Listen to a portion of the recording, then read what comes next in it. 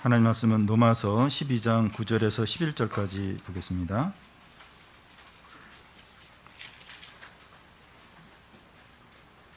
로마서 12장 9절에서 11절까지입니다. 신약 256페이지 부분입니다.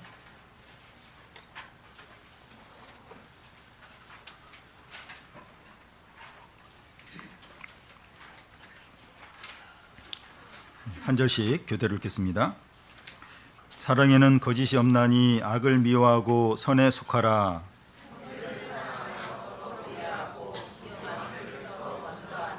같이 읽겠습니다. 부지런하여 게으르지 말고 열심을 품고 주를 섬기라. 아멘.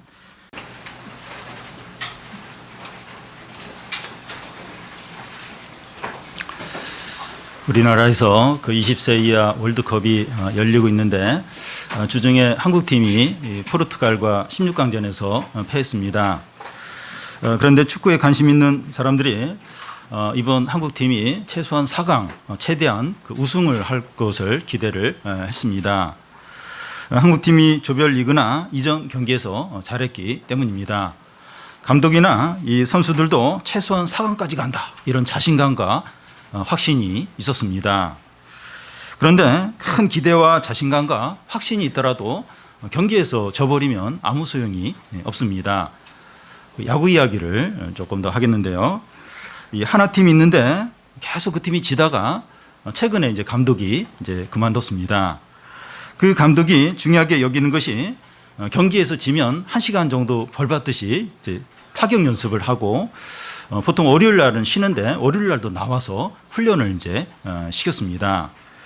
그런데 그 감독이 그만두고 감독이 이제 새로 바뀌면서 이제 그런 걸 다 없애는 거예요. 그렇게 벌로 뭐 1시간도 타격 연습하고 이런 거 월요일 날도 안 나와도 되고, 그러자 4연승을 이제 계속 이제 했습니다. 그래서 이 그동안 타격 연습을 많이 한 게 경기에 도움이 안 되지 않았는가, 이제 이런 생각을 하게 하는 겁니다.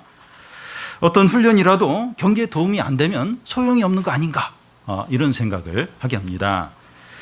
왜 이런 이야기를 하는가 하면 우리가 로마서 11장까지 교리 부분을 쭉 살펴봤는데 12장부터 실천 부분을 지금 살펴보고 있습니다.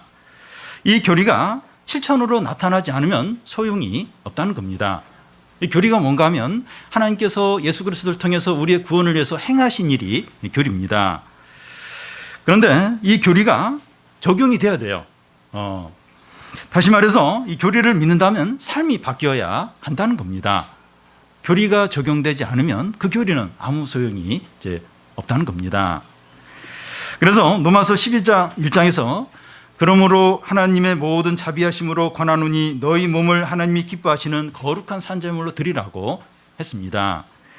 우리의 육체를 하나님이 기뻐하시는 뜻대로 사용해야 한다는 겁니다. 믿음은 행함으로 나타나야 한다는 겁니다. 오늘 본문 말씀을 포함해서 이 9절에서 22절까지는 그리스도인의 어떤 행함에 대해서 다루고 있습니다. 같은 믿음의 형제들과의 관계를 어떻게 해야 되는지, 개인적으로 어떻게 살아야 되는지, 또 박해하는 자들에게 어떻게 대해야 하는지, 또 세상 사람들과 어떤 관계에 있어야 하는지, 또 원수들에 대해서는 어떤 태도를 가져야 되는지 하는 것을 이렇게 말씀합니다. 우리는 이런 말씀을 대할 때 그리스도인의 윤리 정도로 생각을 이제 할 때가 할 수도 있습니다. 아니, 지켜도 되고 안 지켜도 되는, 지키면 좋은데 안 지켜도 어쩔 수 없는 어떤 그리스도인의 윤리 정도로 생각을 할 수가 있습니다. 그런데 로마서 12장 후반에 이런 행함에 대한 말씀은 11장까지 살펴본 교리에 대한 적용이라는 겁니다. 그러니까 11장까지 엄청난 하나님의 구원과 은혜와 하나님이 우리를 위해서 행하신 그런 일을 쭉 다뤘어요. 그런데 12장 후반부, 지금 우리가 다루려는 이 부분, 이 실천 부분을 우리가 소홀히 하면, 이 부분을 무시하면 그 11장까지의 놀라운 하나님의 구원과 은혜와 우리를 위해서 행하신 일이 아무런 의미가, 아무런 소용이 없게 된다는 겁니다. 오늘도 우리가 이제 다루게 될 그 어떻게 행해야 되는가, 그걸 다루게 되는데, 꼭 뭐 구원받아서 끝난 거지 뭘 또 이런 걸 해야 돼, 또 뭐 또 어떻게 또 사랑을 또 이런 식으로 저런 식으로 또 뭐 이렇게 해야 되느냐 하면서 그걸 우리가 무시를 하면 그 11장까지의 그 놀라운 하나님의 구원과 은혜가 아무런 소용이 없는, 아무런 의미가 없는 것이 되어버린다는 겁니다. 하나님의 구원을 받은 자는 이 거룩한 삶을 살아야 됩니다. 이것은 필연적입니다. 만약에 거룩한 삶이 없다면 그는 구원받은 자라고 볼 수가 없다는 겁니다. 왜냐하면 하나님은 거룩을 위해서 우리를 부르셨기 때문입니다. 내가 거룩하니 너희도 거룩하라. 하나님이 말씀하셨습니다. 이 시간에는 이제 9절부터 이제 11절까지만 보겠는데요. 첫 번째는 사랑에 대한 겁니다. 오늘 본문 앞에서는 은사에 대한 것을 살펴봤습니다. 하나님께서 공동체의 풍성함을 위하여 교인들에게 은사를 주셨습니다. 그런데 교인들의 몸의 지체의 원리로 은사를 이제 사용하는데 중요한 게 뭔가 하면 이제 사랑입니다. 각 교인이 은사를 사랑으로 사용하지 않으면 자랑이 될 수 있고 다툼이 될 수 있다는 겁니다. 그러니까 많은 은사들 주셨어요. 근데 그걸 사랑으로 사용을 안 하면 자랑이 되는 거예요. 나는 이렇게 대단한 은사가 있고 너는 재능이 없고 이러면서 막 자랑을 하게 되고 또 막 다툼이 일어나게 된다는 겁니다. 그래서 은사 자체보다도 교인들의 사랑이 더 중요합니다. 바울은 이 성도들 간의 사랑을 어떻게 해야 된다고 말씀합니까? 9절을 보면 사랑에는 거짓이 없나니 악을 미워하고 선에 속하라. 우리는 이 사랑이라는 단어를 이렇게 떠올릴 때 이 세상에서의 사랑을 세상에서 이야기하는 그 사랑을 생각하면서 오염되고 거짓된 사랑을 이렇게 생각을 이제 하게 됩니다. 영화나 드라마나 또 가요나 이 문학 작품에서 나오는 사랑들은 육체적이고 또 탐욕적이고 이기적인 사랑들이 대부분입니다. 우리는 이런 사랑에 익숙합니다. 사랑이라고 하면 딱 이제 그런 어떤 왜곡되고 거짓된 탐욕적인 어떤 그런 사랑이 사실은 익숙합니다. 그런데 사랑에는 거짓이 없나니, 사랑에는 거짓이 없다는 겁니다. 여기 거짓은 위선을 말하고, 위선이라고 하는 것은 연극 무대에서 이 가면을 쓰고 연극하는 것을 말합니다. 거짓된 사랑이란 사랑을 하는데 가면을 쓰고 사랑하는 것을 말합니다. 마음은 숨기고 사랑하는 것을 말합니다. 그래서 이 거짓된 사랑은 미워하는 것보다 더 나쁩니다. 왜냐하면 속이는 것이기 때문입니다. 그래서 이 거짓된 사랑은 미워하는 것보다 더 나쁘다는 겁니다. 우리는 이 서로에 대해서 사랑하든지 미워하든지 둘 중에 하나입니다. 그런데 미워하게 되면 금방 드러나요. 그리고 자기도 미움을 받을 수 있습니다. 그래서 속으로는 미워하면서 겉으로 사랑하는 것처럼 할 수 있다는 겁니다. 상대방 앞에서 밝게 웃고 친절하게 하는데 거짓된 사랑일 수 있습니다.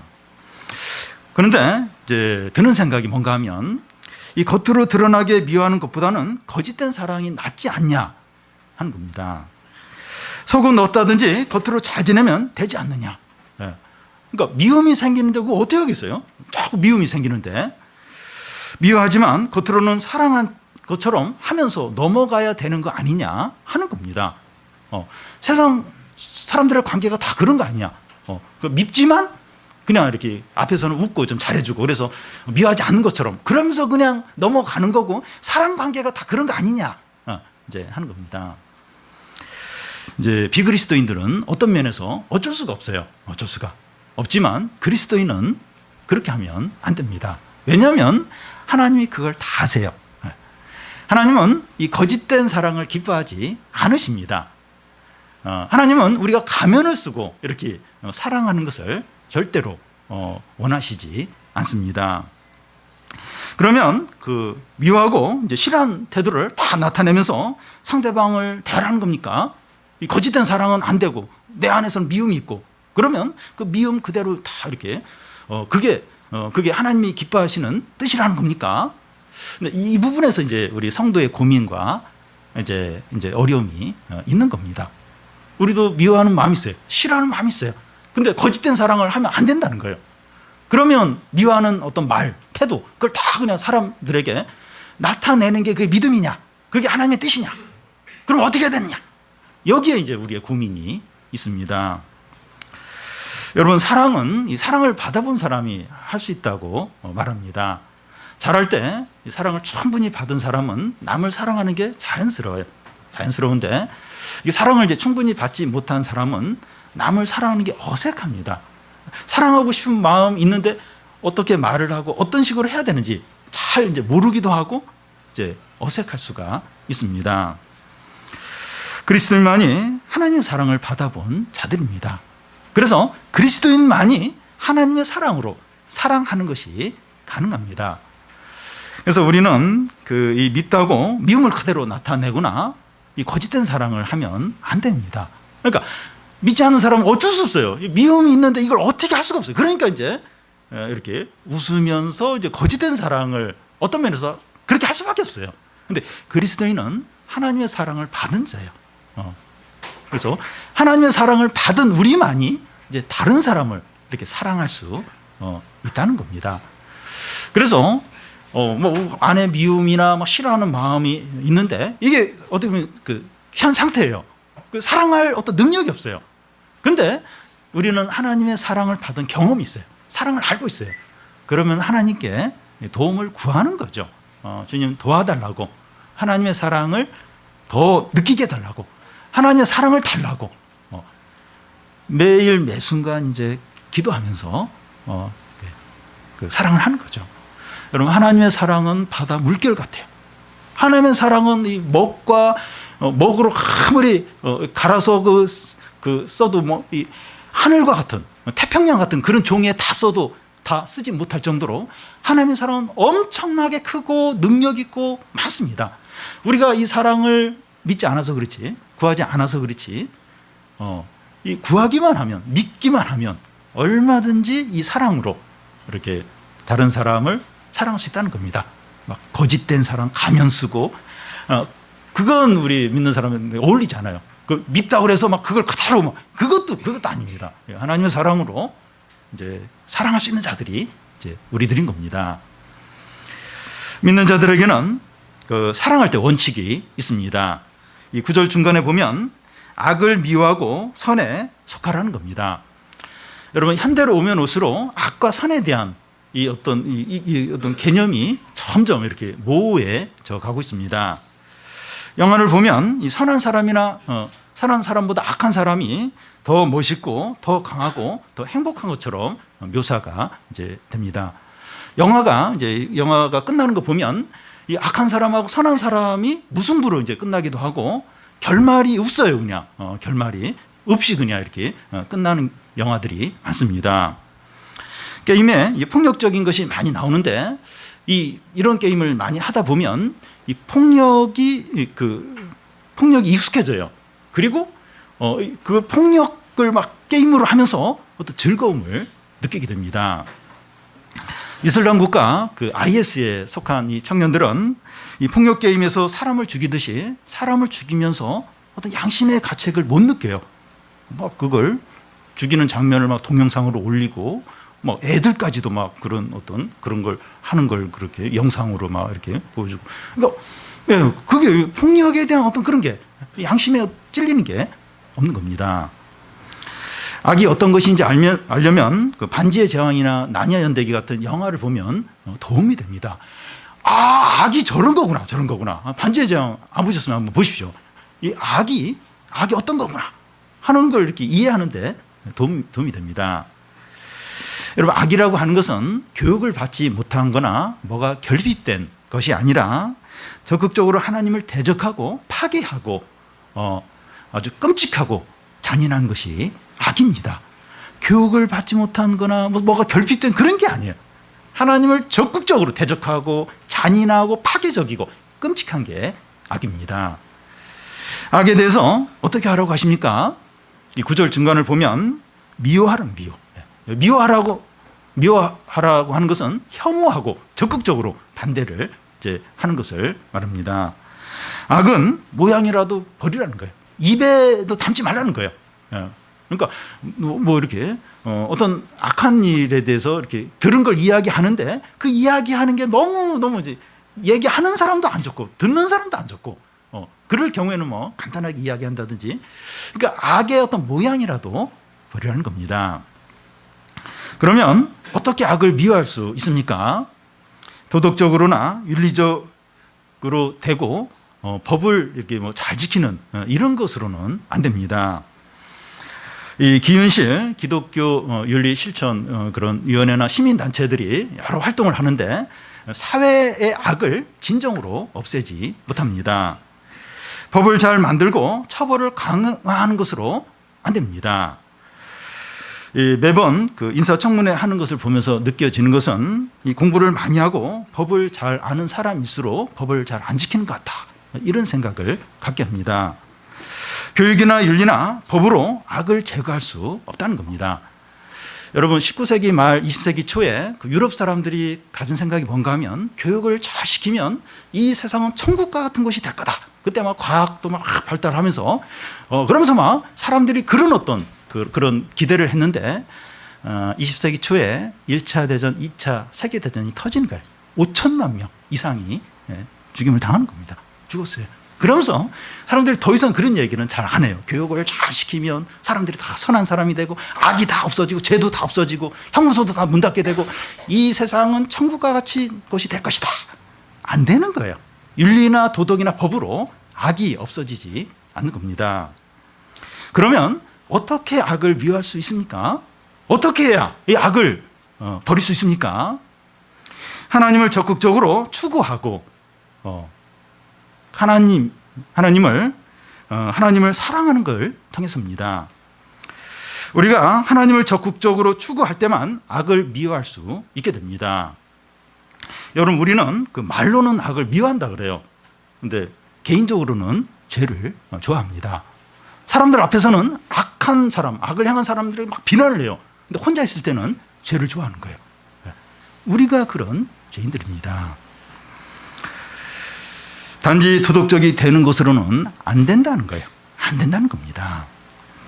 그래서 하나님을 진정으로 사랑할 때만 마음에서까지 악을 미워하게 된 거예요.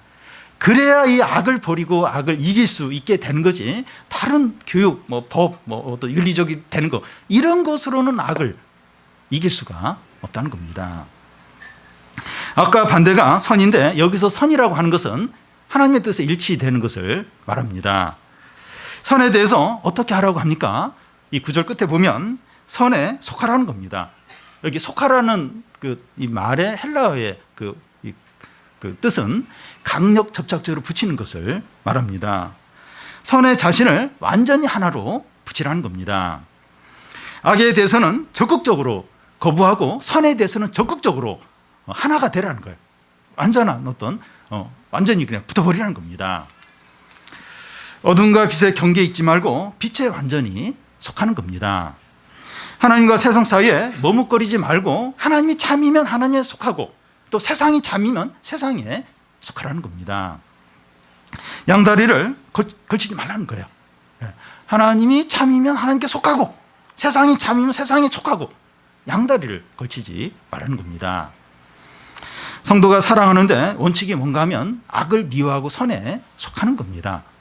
사랑한다고 하는데 이 거짓과 또 죄와 욕심이 같이 이렇게 막 섞여서 그건 이 성도의 사랑이 아니라는 겁니다. 막 이렇게 죄와 욕심과 막 거짓이 막 이렇게 포함되면서 사랑하면서 이건 우리 성도의 사랑이야, 그렇게 합리화시키지 말라는 겁니다. 성도의 사랑에는 어둠이나 속이는 거나 욕심이 없다는 겁니다. 그래서 이렇게 내가 이렇게 사랑을 한다고 하는데 이 안에 이렇게 거짓이나 욕심이나 죄가 들어가 있지 않는가? 이걸 좀 살펴봐야 돼요. 이건 성도의 사랑이 아니라는 거예요. 이 독이 들어간 사랑이라는 겁니다. 성도의 사랑은 악을 미워하고 선에 속한다는 거예요. 악과 싸우고 이 선에 완전히 일치하고 이 하나님을 사랑함으로 악을 미워하는 그런 사랑이 이 성도들의 사랑이라는 겁니다. 다음은 이 사랑을 구체적으로 어떻게 해야 하느냐 하는 겁니다. 10절을 보면 형제를 사랑하여 서로 우애하고 존경하기를 먼저 하며, 여기 사랑은 헬라어로 이제 필로스입니다. 그러니까 앞에 사랑에는 거짓이 없나니 거기에 사랑은 아가페, 그러니까 신적인 사랑이고, 여기서 말하는 형제를 사랑하며 여기 사랑은 필로스라는 건데요. 이 필로스는 감정적이고 인간적인 사랑을 말합니다.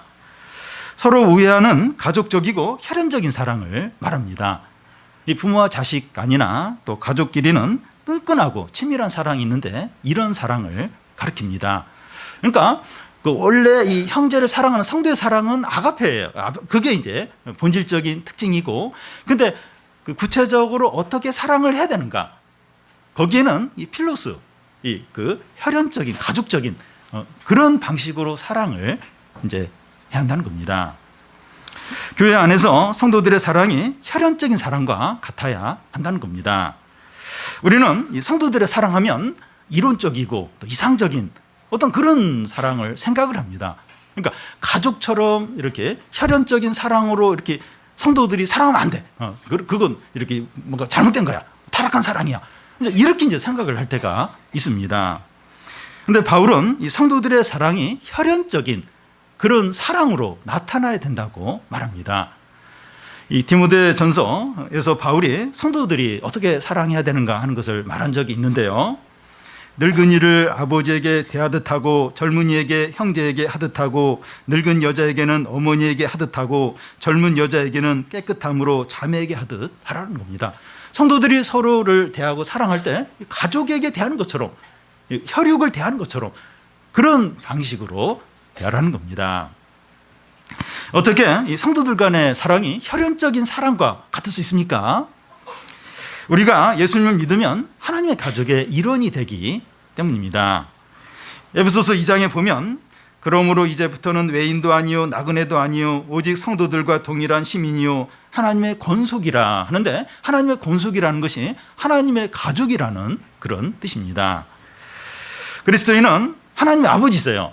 그리고 예수님이 맏형이고 우리 그 성도들은 그 가족들입니다. 그 가족의 하나님의 가족의 일원입니다. 그래서 우리에게는 육신의 가족도 있지만 하나님의 가족도 있습니다. 우리는 하나님의 가족들로서 끈끈하고 친밀하고 풍성한 사랑과 교제를 나누는 겁니다. 혈연적인 가족 이상으로 하나님의 이 가족 관계는 친밀해요. 아주 실제적이고 가깝습니다. 예를 들어서 장례가 있거나 병원에 입원을 했을 때 하나님의 가족들이 더 많이 찾아오고 큰 위로를 주는 것을 볼 수 있습니다. 그리고 자기 안에 있는 속 이야기를 하나님의 가족들에게 다 이야기를 합니다. 그러니까 육신의 가족이 가깝긴 하지만 이렇게 육신의 가족들에게 못할 이야기, 진짜 이렇게 못할 이야기를 하나님의 가족들에게는 다 이렇게 터놓고 이야기를 하게 됩니다. 그래서 이 그리스도인들에게는 믿지 않는 육신의 가족보다 하나님의 가족들이 더 이제 가까운 거예요. 더 가까운 겁니다. 육신의 가족이 소중하지 않거나 뭐 소홀히 해도 된다 하는 의미가 아니라 하나님의 가족들이 더 깊어요. 더 이제 친밀한 이제 그런 이제 부분이 이제 있는 겁니다. 우리가 신앙 때문에 육신의 가족과 멀어지거나 버림을 받는 경우가 있어요. 그래도 하나님의 가족이 있습니다. 하나님의 가족들이 더 많아요. 더 많고 더 이렇게 더 친밀하고 더 이제 가까운 그런 가족이 이제 있습니다. 요즘에 이제 혼자 사는 1인 가구가 이제 점점 늘어나고 있습니다. 그래서 뭐 국가적으로도 어떤 뭐 대책을 세우고 또 이렇게 장기적으로 이렇게 이제 어떤 그 위기 상황이 처했을 때 어떻게 네트워크를 그 형성해서 이렇게 도움을 주나 뭐 그런 것도 이제 외국에서는 뭐 그런 것도 실시하고 있는데, 그래서 이런 어떻게 해야 되나, 어떻게 해야 되는가 이제 고민을 국가에서도 많이 하는데, 우리에게는 이렇게 하나님의 가족이 있는 거예요. 가족, 친밀하고 또 함께 나누고 사랑하고 이렇게 교제할 수 있는 하나님의 가족들이 있는 겁니다. 진정한 가족들이 있는 거예요. 그래서 우리 좀 육신의 가족이 전부가 아니라 우리에게 하나님의 가족이 있고, 그래서 이 가족 안에서 더 많이 누리고 회복이 되고 사랑을 나누는 것이 이제 필요합니다. 또한 성도들은 서로 이제 어떻게 대해야 합니까? 그 10절 중간을 보면 존경하기를 서로 먼저 하라는 겁니다. 다른 사람을 나보다 낮게 여기라는 겁니다. 이런 말씀을 들을 때 어떤 생각이 드는가 하면 우리 자신을 비하하고 이렇게 아무것도 아닌 것으로 여겨야 되는가? 그래야 이제 다른 사람을 나보다 더 낫게 잘 여길 수 있으니까 나를 그냥 한없이 이렇게 막 비하해야 되는 거 아닌가? 이런 생각을 할 수가 있습니다. 실제로 어떤 분은 뭔가 이제 맡아달라고 이제 부탁을 하면 제가 뭘 할 수 있겠습니까? 저는 무능하고 무지하고 완전 바보입니다. 이제 그런데 이렇게 이제 하라는 겁니까? 바울은 자기 자신에 대해서 어떻게 이제 말했는가 하는 걸 보면 이 말씀의 의미를 이해를 이제 할 수 있습니다. 그는 자기가 죄인 중에 괴수라고 말하고 만삭되지 못한 가운데 태어난 자라고 말하고 자기가 많은 수고를 했는데 단한 은혜라고 말합니다. 근데 또 다른 곳에서는 자기에 대해서 뭐라고 말하는가 하면 나는 다른 사도보다 조금도 부족하지 않다고 하고 또 예수 그리스도의 사도이고 이방인의 선교를 위해서 부름을 받았다고 말하고 또 나를 본받아라, 자기를 본받으라고 그렇게 이제 말을 합니다. 이 바울은 상황에 따라서 이랬다 저랬다 그렇게 이제 말하는 것처럼 보여요. 근데 그렇지가 않고 일관되게 말하고 있습니다. 바울은 자기 자신을 정확하게 진실되게 알고 있습니다. 이 TV 프로 중에서 그 중국 티벳에 사는 한 그 여인이 자기 자녀들을 소개하는 것을 제가 이제 본 적이 있습니다. 이 8살짜리 자기 딸에 대해서는 애가 공부를 잘한다는 거예요. 근데 애가 이렇게 노는 건 통제가 안 된다고 이제 그렇게 말을 하고 또 12살짜리 아들에 대해서는 이 아들은 공부를 좋아하지 않고 잘 못하지만 집안일을 잘 돕고 착하다고 그렇게 말을 합니다. 이 부모는, 이 엄마는 자기 자녀에 대해서 아주 이렇게 정확하게 진실되게 평가를 하고 있는 겁니다. 바울이 자신을 평가할 때 이런 식으로 지금 자기를 평가하고 있다는 겁니다. 우리는 우리 자신을 정확하게 또 정직하게 진실하게 아는 것이 얼마나 중요한지 물읍니다. 많은 믿는 자들이 자신을 너무 과대평가하든지 너무 과소평가를 한다는 겁니다. 청소년들 중에서 이 상위 등급에 속하지 못한 대다수의 학생들은 자기를 비하를 합니다. 자기는 아무것도 할 수 없는 이런 실패자처럼 여기고 청년들도 취업을 오랫동안 하지 못하면 나는 실패자다, 루저다 이렇게 이제 생각을 하고 청년들도 직장에서 인정받지 못하고 사업이 계속 어려움을 겪으면 나는 참 열등한 자다, 나는 무능력자다 이렇게 생각을 한다는 겁니다. 성적이 상위권이 아닌 것뿐이에요. 취업을 하지 못한 것이고 연봉이 적은 것뿐인데 그거 한 가지 가지고 자기를 너무나 이렇게 비하를 시키고 부정적으로 여긴다는 겁니다. 우리가 우리 자신을 비하하고 있다면 이 세상적인 기준으로 나를 지금 평가한 것은 아닌가 생각을 하면서 이 진정한 기준으로 자기를 다시 평가를 해야 됩니다. 여러분 진정한 기준이 뭡니까? 우리를 가장 잘 아는 그런 분의 어떤 평가가 가장 진정한 기준이죠. 우리를 창조하시고 구원하신 하나님의 기준으로 우리를 바라보는 겁니다. 하나님 앞에서 내가 어떤 자인가 나를 가장 잘 알죠. 하나님 앞에서 내가 어떤 자고 얼마나 존귀한 자인가 하는 것을 깨닫는 겁니다. 여러분 우리에게 제일 필요한 거 제일 중요한 게 하나님 안에서 그리스도 안에서 자기를 발견하는 거예요. 내가 어떤 존재인가 어떤 자인가 얼마나 존귀하고 복된 자인가 하는 것을 아는 겁니다. 우리 자신에 대한 정확한 평가가 뭡니까? 악한 자이고 죄인이었지만 하나님의 은혜로 거듭났고 하나님의 자녀가 된 자이죠. 악한 자였죠. 죄인이었죠. 근데 거듭나서 하나님의 자녀가 되었습니다. 이게 우리에 대한 정확한 평가입니다. 온 우주에서 최고의 품격을 가진 자들입니다. 하나님의 자녀예요. 거룩한 자입니다. 최고의 품격을 가진 자입니다. 성적 등급이나 외모나 연봉이나 직장 등과 상관없이 거룩하고 영광스럽고 존귀한 자들입니다. 우리가 그런 자들이죠. 여러분 우리가 얼마나 존귀하고 복된 자인가 하는 것을 알 때 다른 사람을 자기보다 진정으로 낮게 여깁니다. 근데 자기가 얼마나 이게 존귀한지 몰라요.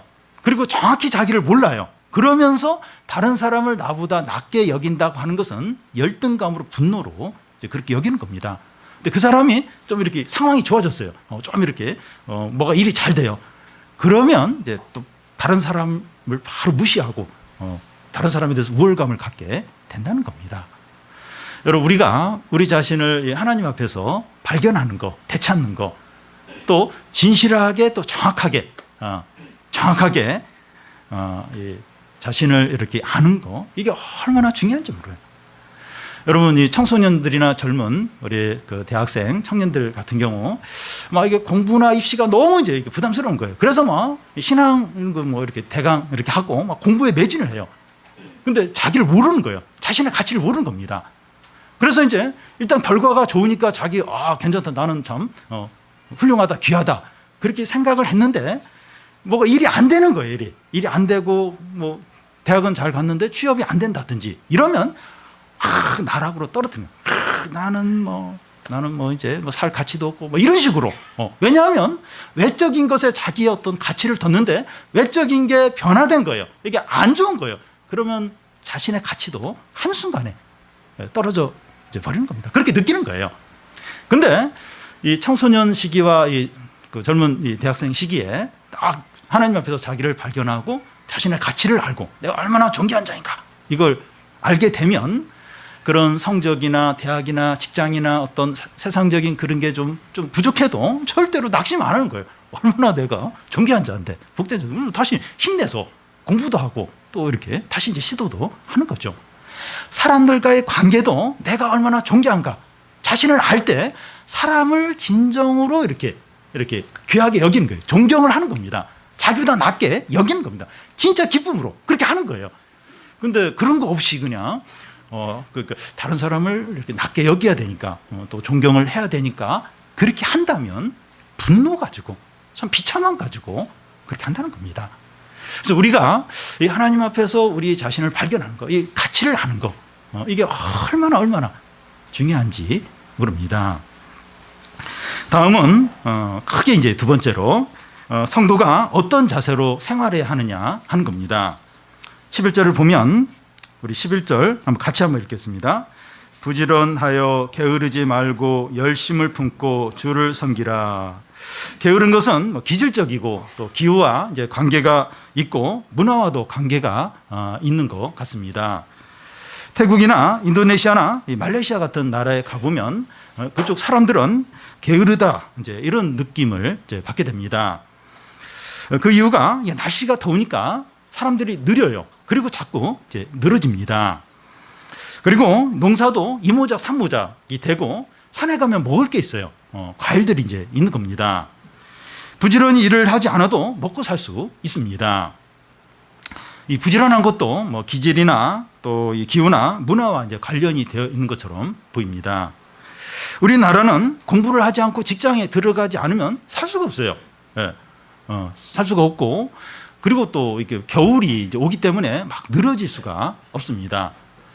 이 몽골에 이렇게 유목하는 사람들이나 또 이 극동 러시아 극동 지역의 추운 지역에 사는 사람들은 게으를 수가 없습니다. 부지런히 게으르면 그냥 얼어 죽거나 굶어 죽는 겁니다. 부지런할 수밖에 없습니다. 기질적으로 느긋하고 일을 자꾸 미루는 사람이 있는가 하면 기질적으로 급하고 일을 미루는 걸 못 견뎌하는 사람들도 있습니다. 여기서 이 부지런하고 게으르지 말라 하는데 이거 기질을 바꾸라는 것이 아닙니다. 기질을 그대로 가지고 있더라도 그리스도인이면 부지런하고 게으르면 안 된다는 겁니다. 여러분, 사단은 이 부지런한 사람과 게으른 사람 중에서 누구를 더 좋아할까요? 게으른 사람을 좋아합니다. 사람이 참 좋아요. 신앙도 좋은데 게으르면 비난을 받습니다. 신앙 때문에 비난을 받는 게 아니라 게을러서 비난을 받는 겁니다. 출근 시간을 자꾸 늦어요. 그리고 또 일을 자꾸 미루는 거예요. 일을 빨리 해야 될 이래저래 뭐 이렇게 핑계 대면서 자꾸 미뤄요. 그래서 이제 막 이 게으름 때문에 비난을 받는 경우가 있는데 그런 게으름 때문에 비난을 받으면 안 된다는 거예요. 그러니까 막 믿음을 지키고 또 막 이렇게 하다가 막 저 예수쟁이는 막 그러면서 그러면서 욕 먹는 건 괜찮아요. 근데 막 이렇게 일을 막 커피 마시고 막 논다고 이제 안 하거나 또 매사에 막 이렇게 약속도 안 지키고 이래서 이제 비난을 받으면 안 됩니다. 이런 일을 당하고 나서 게을러서 이제 그래서 이제 욕을 먹는 건데, 내가 성도로서 종교적인 핍박을 받는구나. 성도들이요, 기도를 해달라. 기도를 해줄 필요 없어요. 어떻게 보면 더 혼나야 돼요. 예수님 믿는 사람이 더 성실하고 최선을 다해야지. 그러면 이제 안 되는 거죠. 게으름 때문에 비난받지 말라는 겁니다. 다시 이제 질문을 더 하면, 하나님은 부지런하실까요? 게으르실까요? 부지런하십니다. 하나님은 지구를 하루에 한 번씩 정확한 시간에 한 바퀴 돌리고, 또 지구를 태양 1년에 한 번씩 또 정확하게 돌리시고, 사계절이 정확하게 오게 하시고, 온 우주에 수많은 별들이 있는데 그 일정한 주기로 이렇게 돌도록 그걸 아주 정확하게 부지런하게 모든 걸 이렇게 하고 계십니다. 예수께서 안식일 날 병자들을 고치사 유대인들이 막 비난을 하는데, 그때 예수님이 뭐라고 말씀하시는가 하면, 아버지께서 이제도 일하시니 나도 일한다고 이제 하셨습니다. 예수님은 내가 세상에 온 것은 그 섬김을 받으러 온 것이 아니라 섬기러 오셨다고 하시면서, 죽기 마지막 날 밤에 제자들의 발을 이렇게 씻어주면서 너희들도 이렇게 하라고 하셨습니다. 예수님은 철저하게 끝까지 마지막 순간까지 섬기셨습니다. 게으른 사람은 다른 사람을 섬길 수가 없어요.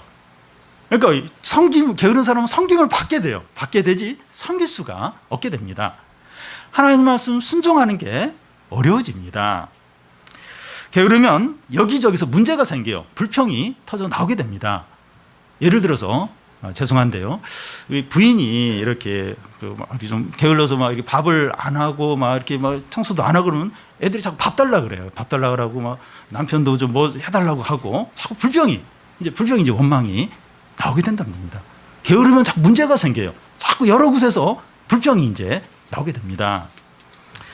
청소년들이 월요일 시험인데 주일날 예배를 드리고 이제 이렇게 시험 공부를 하려면 바빠요. 참 시간이 없습니다. 직장 생활을 하고 주중 예배를 드리려고 하면 얼마나 바쁜지 몰라요. 많이 이제 어렵습니다. 집안일도 하고 성경 읽기도 하려면 바쁩니다. 시간이 없습니다. 뭐 집에서 노는 뭐 부인들이 그 시간이 없나? 아니에요. 바빠요. 바쁩니다. 세상 사람들은 한 가지만 하면 되는데 우리는 두 가지를 해야 되니까 바쁩니다. 우리가 게으르면 두 가지 중에서 하나를 못하게 됩니다. 하나님과 관계되는 일을 못하게 됩니다. 한 가지를 못하게 돼요. 우리가 경건의 시간이나 예배를 드리지 못하고 있다면 게으르지 않나 한번 돌아보시기 바랍니다. 너무 지금 상황이 그렇고 너무 바쁘고, 물론 이제 그것도 있을 거예요. 근데 게으르지 않나. 그러니까 게으르면 한 가지를 못해요. 하나님 관계되는 건 못하게 됩니다. 그래서 지금 내가 지금 한동안 이런 걸 못하고 있다. 내가 지금 게으르지 않나 돌아봐야 합니다. 여러분, 기준을 바꾸라는 게 아니에요. 예수님이 지금, 하나님이 너희 기준을 다 바꾸라. 기준을 바꾸라는 게 아닙니다. 예수님을 믿어도 느린 사람은 계속 느려요. 급한 사람은 계속 급합니다. 그런데 기질과 상관없이 그리스도인은 부지런해야 된다는 거예요. 게으르면 안 된다는 겁니다. 기질이 느린데 부지런하는 거예요. 부지런해. 그러면 주위 사람들이 알아요. 저 사람은 느린 사람인데 부지런하구나. 그걸 이제 안다는 겁니다. 그래서 우리가 다른 사람을 섬기는 부분이나 또 이렇게 신앙생활을 하는 데 있어서 이게 좀 부지런해야 되는 겁니다. 게으르면 이게 안 되는 거야. 안 돼. 지금 뭐 윤리 시간이야 왜 자꾸 부지런해라 그러니까 믿음이 있다면 행함으로 나타나야 한다는 겁니다. 그 중에 대표적인 게 지금 이 얘기를 하는 거예요. 이게 부지런해야 이제 다른 사람도 섬기고 다른 사람도 사랑하고 하나님 말씀에 순종하고 또 경건의 시간도 갖고 예배도 드릴 수도 있고 이제 그렇다는 겁니다. 12절 중간에 그 열심을 품고 하는데 이 말의 헬라어의 이제 의미를 해석을 해보면 성령 안에서 열심을 내고 하는 그런 뜻입니다. 여기 열심은 물이 끓어오르는 것을 말합니다. 물이 끓어오르는 것 같은 열정을 가지라는 겁니다. 여러분, 열정을 어디서 볼 수 있을까요? 뭐 멀리서도 아니고, 우리 그 주일날 점심시간에 그 5층에 보면 애들이 이제 축구도 하고 노는데 몸을 날리면서 공하고 몸하고 같이 날아가요. 애들은 뭐 지칠 줄은 모릅니다. 아무리 애들이 피곤해. 그러면 진짜 피곤한 겁니다. 약을 먹이든지. 애들은 안 피곤해요. 더 깨서 놀려고 하고 이제 그렇게 합니다. 캠프에서 어떤 청소년은 다리에 쇠를 박았어요. 다리에. 그리고 붕대로 감고 뭐 쩔뚝거립니다. 근데 특별 활동에 축구 시간이 되면 붕대를 풀어요. 미친 듯이 축구를 합니다. 축구가 끝나면 다시 이제 붕대를 감고 쩔뚝쩔뚝거립니다. 이게 열정이죠. 열정이 이런 겁니다. 성령은 열정이십니다. 모든 사람들 안에 성령이 계세요. 우리 안에도 성령이 계십니다. 성령은 불입니다. 불. 사도행전 오순절날 이제 성령이 이제 제자들에게 임하는데 불의 혀처럼 각 사람에게 임하게 됩니다. 우리 안에 없는 불을 만들어내라는 것이 아니라 우리 안에 성령이 계세요. 성령이 계신데 그 성령이 불이에요. 그 불이 계속 불타오르도록 하라는 겁니다. 어떻게 하면 성령의 불이 타오를 수 있습니까? 말씀을 가까이 하고 기도하고 성령 충만을 구하는 겁니다. 어떻게 하면 성령의 불을 꺼뜨릴 수 있을까요? 세상 재미에 빠지고 TV를 가까이 하고 핸드폰에서 눈을 떼지 말고 뭐 여러 가지가 있어요. 이게 그러니까 할 수 있으면 하나님으로부터 멀어지면 성령의 불이 자꾸 꺼지게 됩니다. 우리는 좀 돌아봐요. 왜 나한테 이렇게 열정이 없을까? 왜 은혜가 없을까?